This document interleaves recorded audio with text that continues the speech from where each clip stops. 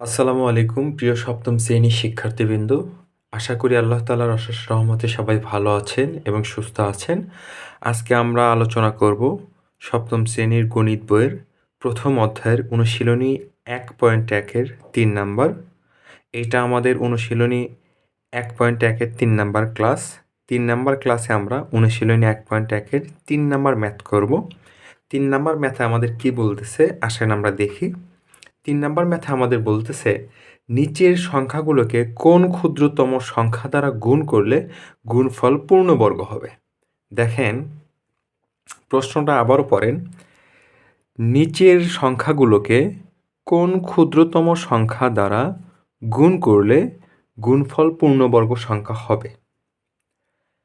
তো এই সমস্ত ম্যাথ করার জন্য যেহেতু গুণের কথা আসছে বা ভাগের কথা আসুক যাই আসুক, আমরা মূলত মৌলিক উৎপাদকের সাহায্যে এই ম্যাথগুলো আমরা করে ফেলব। তো শুরুতে 3-এর ক নাম্বারটা আমরা করি। আমরা একটা করলে সবগুলো ম্যাথই করতে পারবো। একই নিয়মে সবগুলো ম্যাথই আমাদের সমাধান হয়ে যাবে। আমরা লিখি 3-এর ক নাম্বার।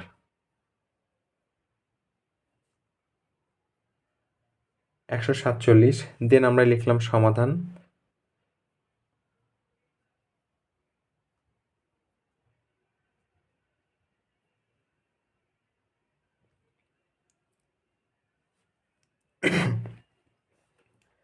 সমাধান লেখার পরে আমরা লিখব 147কে মৌলিক গুণনীয়কের সাহায্যে বিশ্লেষণ করি। কি লিখব আমরা? 147কে মৌলিক গুণনীয়কের সাহায্যে বিশ্লেষণ করি। লিখে ফেলি 147কে মৌলিক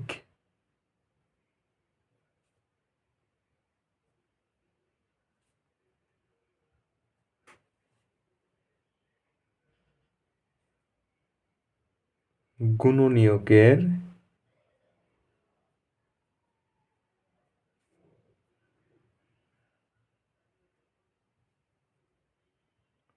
সাহায্যে বিশ্লেষণ করি। শুরুতে আমরা কি করলাম? শুরুতে আমরা সমাধান লিখছি। এরপরে ম্যাথের প্রথম লাইনটা আমরা লিখলাম 147কে মৌলিক গুণনীয়কের সাহায্যে বিশ্লেষণ করি। ওকে, এরপরে আসেন 147কে মৌলিক গুণনীয়কের সাহায্যে বিশ্লেষণ করি। দেখেন 147 লিখি। কত দ্বারা প্রথমে দিতে পারি আমরা? যেহেতু 7 একটা বিজোড় সংখ্যা, অবশ্যই বিজোড় সংখ্যা দ্বারা দিতে পারি। তো 3 দ্বারা আমরা প্রথমে ট্রাই করি। 3 দ্বারা দিলাম। আমাদের এটা হচ্ছে ভাজক। এরপরে ভাগফলটা এখানে লিখতে হবে। ভাগফল কত লিখব? দেখেন যদি 49 দিই, এই 3 147-এর মধ্যে 49 বার যায়। ওকে, এরপরে 49কে যদি আমরা ভাঙাই, 49 7 7 7 সাথে 49 এতটুকুই।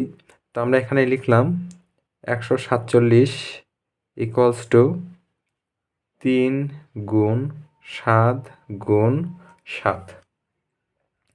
এরপরে আসেন একটু ব্র্যাকেটের মধ্যে বন্দি করে দিই। 7 গুণ 7 গুণ 3। সুন্দর করে থার্ড ব্র্যাকেট দিবেন, লিখে দিবেন জোড়া করে। জোড়া করে। ওকে, এরপরে দেখেন 7 7-এর জোড়া আছে কিন্তু 3 হচ্ছে জোড়াবিহীন। বাংলা লেখা লিখব এখানে 3 জোড়াবিহীন। এখানে 3 জোড়াবিহীন।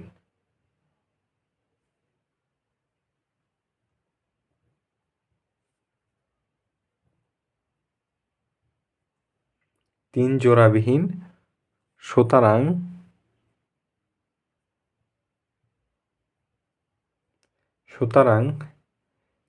3 গুণ 1 ইকুয়ালস টু 3। যেহেতু এখানে 3-এর কোনো জোড়া নেই, 3 যেহেতু একাই আছে, সেহেতু বাংলা লেখা এখানে আমি লিখেছি, এখানে ৩ জোড়াবিহীন, সুতরাং ৩ গুণ ১ ইকুয়ালস টু ৩। সুতরাং দেবেন, দিয়ে লিখবেন ১৪৭ সংখ্যাটিকে ৩ দ্বারা গুণ করলে গুণফল একটি পূর্ণবর্গ সংখ্যা হবে। ১৪৭ সংখ্যাটিকে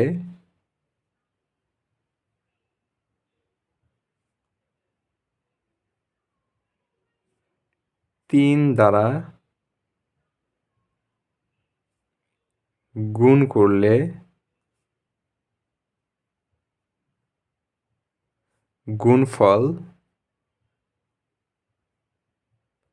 একটি পূর্ণবর্গ সংখ্যা হবে। তো কি লিখছি? এখানে লিখছি, এখানে ৩ জোড়াবিহীন, সুতরাং ৩ গুণ ১ ইকুয়ালস টু ৩। সুতরাং ১৪৭ সংখ্যাটিকে ৩ দ্বারা গুণ করলে গুণফল একটি পূর্ণবর্গ সংখ্যা হবে। লেখেন, সুতরাং ক্ষুদ্রতম সংখ্যাটি কত? সুতরাং ক্ষুদ্রতম সংখ্যাটি হচ্ছে ৩।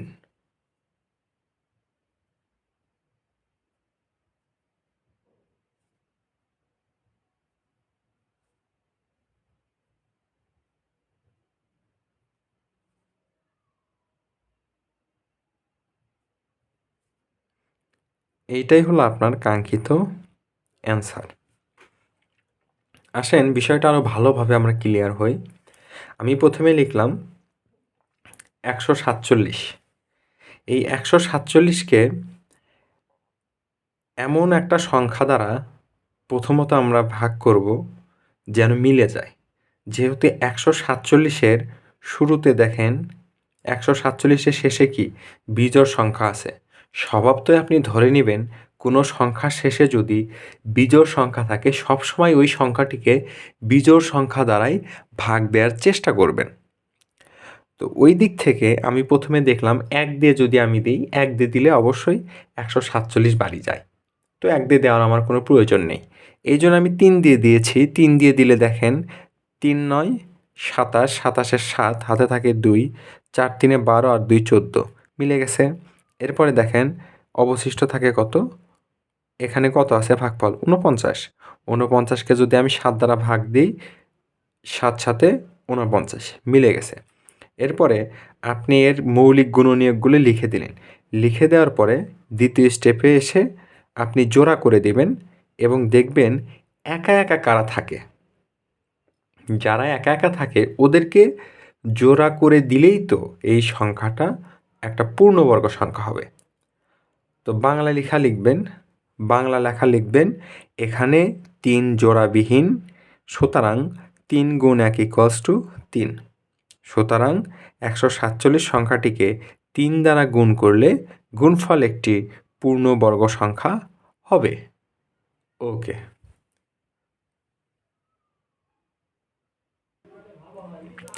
এখন আমরা দ্বিতীয় ম্যাথটা নিয়ে আলোচনা করব, ৩-এর খ নাম্বার ম্যাথ। সেই খ নাম্বার ম্যাথে কী বলতেছে আমাদের? ৩৮৪, তাই না? তো আমরা শুরুতে বাংলা লেখা লিখি যে ৩৮৪কে মৌলিক গুণনীয়কের সাহায্যে বিশ্লেষণ করি। লিখলাম। লেখার পরে ৩৮৪কে কী করব? ৩৮৪ লসাগু নির্ণয় করব বা ৩৮৪কে ভাগ দেব। ৩৮৪ যেহেতু জোড় সংখ্যা সেহেতু প্রথমে ২ দ্বারা ভাগ দিই। ২ দ্বারা ভাগ দিলে ৩৮৪ অর্ধেক হচ্ছে ১৯২। এরপরে আসেন ১৯২কে ২ দ্বারা ভাগ দিই। ২ দ্বারা ভাগ দিলে কী পাবো? ৯৬।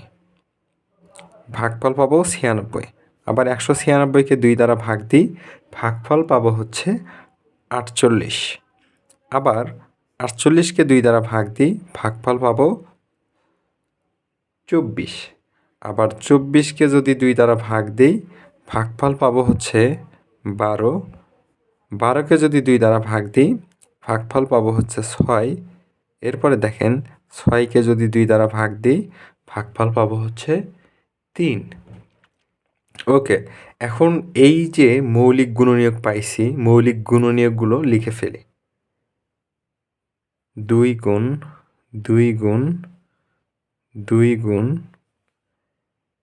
1 2 3 4 5 6 7, 7টা 2 আছে, 7টা 2 লেখেন। 2 গুণ 2 গুণ 2, 3টা 2 দিছি, 4টা 2, 5টা 2, 6টা 2, 7টা 2। ওকে, এখন অবশিষ্ট থাকলো 3। এইখানে আমি 3টা গুণ করে দিলাম। দ্বিতীয় লাইনে এসে জোড়া জোড়া করে ব্র্যাকেটে দিবেন। 2টা করে 2 নিই, জোড়া, গুণ, এই এক জোড়াকে ব্র্যাকেটে রাখলাম, এরপরে এই জোড়াকে ব্র্যাকেটে রাখবো। 2 গুণ 2 ব্র্যাকেটে রাখছি, এরপর এই জোড়াকে ব্র্যাকেটে রাখবো, এরপরে গুণ চিহ্ন দিয়ে 2 গুণ 2 ব্র্যাকেটে রাখলাম। রাখার পরে অবশিষ্ট থাকলো কি গুণ 2 গুণ 3। থার্ড ব্র্যাকেট দিয়ে সুন্দর করে লিখে দিবেন জোড়া করে।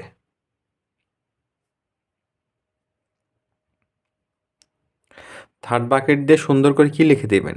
জোড়া করে। দেখেন, বাংলা লেখা লিখবেন এখানে। যেহেতু সবাই জোড়া হয়েছে, এইখানে এক জোড়া 2, এইখানে এক জোড়া 2, এখানে এক জোড়া 2। এই 2-এর জোড়া নেই, এই 3-এর কিন্তু জোড়া নেই। তো বাংলা লেখা লিখব এখানে 2 ও 3 জোড়াবিহীন। সুতরাং 2 গুণ 3, 2 গুণ 3 6, 2 গুণ 3 ইকুয়ালস টু কত পাই আমরা? 6 পাই, 6 লিখছি। সুতরাং লিখবেন 300। সুতরাং লেখার পরে বলবেন 384 সংখ্যাটিকে 6 দ্বারা গুণ করলে গুণফল একটি পূর্ণবর্গ সংখ্যা হবে। সুতরাং ক্ষুদ্রতম সংখ্যাটি 6। এটাই হচ্ছে আপনার 3-এর খ নাম্বারের কাঙ্ক্ষিত অ্যান্সার। এখন আমরা 3-এর গ নাম্বার নিয়ে আলোচনা করব। এখন দেখেন 3-এর গ নাম্বার বলতেছে 1470 সংখ্যা দেয়া আছে। এই 1470কে আমরা এখন মৌলিক গুণনীয়কের সাহায্যে বিশ্লেষণ করব। এই জন্য বাংলা লেখা লিখছি 1470কে মৌলিক গুণনীয়কের সাহায্যে বিশ্লেষণ করে পাই। 1470 শেষে যেহেতু শূন্য আছে, বা যদি শেষে 2টা সংখ্যা ধরে 70, তার মানে এটা একটা 1470 একটা জোড় সংখ্যা। তাহলে আমি 1470কে প্রথমে 2 দ্বারা ভাগ দেব। যদি 1470কে 2 দ্বারা ভাগ দিই, ভাগফল পাবো 735। এরপরে 735কে যদি আমি 3 দ্বারা ভাগ দেই, তাহলে পাবো 245। এরপরে দেখেন 245কে যদি আমি 5 দ্বারা ভাগ দিই, তাহলে পাবো 49। এরপরে আমি 49কে যদি 7 দ্বারা ভাগ দিই, তাহলে পাবো হলো 7। এখন এই যে মৌলিক গুণনীয়কগুলো বের করছি, এই মৌলিক গুণনীয়কগুলো আমরা লিখে নিই। 2 গুণ 3 গুণ 5 গুণ 7 গুণ 7। ওকে, এখন আমরা জোড়া করে দেব। জোড়া করে দিই 7 গুণ 7। এইটাই হচ্ছে জোড়া হয়, আর বাকি কারোরই কিন্তু কোনো কি নাই, জোড়া নাই। লিখলাম 2 গুণ 3 গুণ 5। সুন্দর করে থার্ড ব্র্যাকেট দেব। থার্ড ব্র্যাকেটে লিখব হচ্ছে জোড়া করে। ওকে, এতটুকু পর্যন্ত লিখবেন। এখন আমরা সেম বাংলা লেখাটা লিখব। এখন দেখেন, এইখানে তো আমরা মৌলিক গুণনীয়কগুলো নির্ণয় করেছি। তো এই মৌলিক গুণনীয়কগুলো নির্ণয় করার পরে আমাদের যে স্টেপটা হবে, সেই মৌলিক গুণনীয়কগুলো গুণের সাহায্যে লিখে ফেলব। এরপরের লাইনে এসে আমরা জোড়া করব। দেখেন 7 গুণ 7, 2টা 7 আছে, এদের জোড়া করে দিয়েছি। 2-এর জোড়া নেই, 3-এর জোড়া নেই এবং 5-এর জোড়া নেই। এই জন্য আমি 2 লিখছি, গুণ 3 লিখছি, গুণ 5 লিখছি। থার্ড ব্র্যাকেট দিয়ে সুন্দর করে লিখে দেব জোড়া করে। এখন দেখেন জোড়া নেই কে কে? বাংলা লেখা লেখেন এখানে 2 3 5, 2 3 5। এখানে ২, ৩ ও ৫ জোড়াবিহীন, সুতরাং ২ গুণ ৩ গুণ ৫ ইকুয়ালস টু ৩০। সুতরাং দিবেন ১৪৭০ সংখ্যাটিকে ৩০ দ্বারা গুণ করলে গুণফল একটি পূর্ণবর্গ সংখ্যা হবে, সুতরাং ক্ষুদ্রতম সংখ্যাটি হলো ৩০। এরপরের ম্যাথটা আমরা আসি। এরপরের ম্যাথটা হলো, দেখেন ২৩,৮০৫ যেই সংখ্যাটা আছে এটা হচ্ছে ২৩,৮০৫। তো এখন ২৩,৮০৫কে মৌলিক গুণনীয়কের সাহায্যে বিশ্লেষণ করে পাই। এই লাইনটুকু লেখার পরে আমরা এখানে লিখে দেব ২৩,৮০৫। ওকে, যেহেতু ৫ বিজোড় সংখ্যা সেহেতু আমরা ৩ দ্বারা ভাগ দিই। আপনারা এর জন্য ক্যালকুলেটরের সাহায্য নিতে পারেন।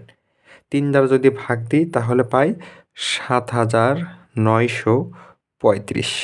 ওকে, এরপরে দেখেন যেহেতু সংখ্যা শেষে ৫ আছে আবার আমরা ৩ দ্বারা ভাগ দেব। ক্যালকুলেটরে ভাগ দিবেন। ক্যালকুলেটরে যদি ৩ দিয়ে ভাগ দিয়ে দেখেন যে নিঃশেষে বিভাজ্য একটা সংখ্যা আসতেছে তাহলে অবশ্যই ওইটা নেবেন। যদি ৩ দিয়ে ভাগ দিয়ে দেখেন নিঃশেষে বিভাজ্য কোনো সংখ্যা নেই তাহলে ওইটা নেওয়ার কোনো দরকার নেই, পরবর্তী সংখ্যাতে ট্রাই করবেন। দেখেন ৭,৯৩৫কে যদি আমরা ৩ দিয়ে ভাগ দিই তাহলে পাই ২৬৪৫। ২৬৪৫ লিখলাম আমি। এরপরে দেখেন ২৬৪৫কে যদি আপনি ৩ দ্বারা ভাগ দেন তাহলে নিঃশেষে বিভাজ্য হয় না, আপনি ৫ দ্বারা ভাগ দেন। যদি ৫ দ্বারা ভাগ দেন তাহলে পাবেন হচ্ছে ৫২৯। এখন এই ৫২৯কে যদি আপনি ২৩ দ্বারা ভাগ দেন, দেখেন ২৩ দ্বারা ভাগ দিলে ৫২৯ হয়ে যায়। তো এখন এর মৌলিক গুণনীয়কগুলো আমরা লিখে ফেলি। ৩ গুণ ৩ গুণ ৫ গুণ, এরপরে হচ্ছে ২৩ গুণ ২৩। এখন আমরা সিম্পলি জোড়া করি। দেখেন ৩ গুণ ৩ রাখলাম, এরপরে দেখেন ৩-এর জোড়া হইল, এরপরে ২৩-এর জোড়াটা নিয়ে আসি। ২৩ গুণ ২৩ গুণ ৫ একা আছে, ৫কে একা রাখলাম, মাঝখানে তার নিচে এই লাইনটার নিচে থার্ড ব্র্যাকেট দিয়ে সুন্দর করে লিখে দিবেন জোড়া করে। কি করব আমরা? জোড়া করে লিখব। ওকে, জোড়া করে লেখার পরে পরবর্তী সেম বাংলা লেখাটা আমরা লিখব। এখন দেখেন আমরা সিম্পলি ৩ যেহেতু ২টা আছে ৩-এর জোড়া করে দিয়েছি। ২৩ যেহেতু ২টা আছে, ২টা ২৩ থাকার কারণে ২৩-এর জোড়া করে দিয়েছি। ৫ একা আছে, ৫কে একা রেখে দিয়েছি। এরপরে আমরা নিচে সুন্দর করে লিখলাম জোড়া করে। এখন আমরা লিখতে পারি বাংলা লেখা লিখব। এখানে ৫ জোড়াবিহীন, সুতরাং ৫ গুণ ১ ইকুয়ালস টু ৫। তাহলে কি লিখতে পারি আমরা? যে সুতরাং এখানে মিস্টেক হয়েছে, এখানে সুতরাং দিয়ে নেবেন যে সুতরাং ২৩,৮০৫ সংখ্যাটিকে ৫ দ্বারা গুণ করলে গুণফল একটি পূর্ণবর্গ সংখ্যা হবে, সুতরাং ক্ষুদ্রতম সংখ্যাটি হচ্ছে ৫। প্রিয় শিক্ষার্থীবৃন্দ, আশা করি আপনারা যতটুকু করানো হয়েছে ততটুকু ভালোভাবে বুঝতে পেরেছেন। যদি কারো বুঝতে সমস্যা হয় অবশ্যই কমেন্ট করবেন। পরবর্তীতে যে এপিসোডগুলো আসবে, পরবর্তী যে লেকচারগুলো আসবে, পরবর্তী লেকচারগুলোতে আমরা অবশ্যই বুঝিয়ে দেওয়ার চেষ্টা করব। ততক্ষণ পর্যন্ত সবাই ভালো থাকবেন, সুস্থ থাকবেন। দেখা হবে ইনশাআল্লাহ পরবর্তী পর্বে। আল্লাহ হাফেজ। আসসালামু আলাইকুম।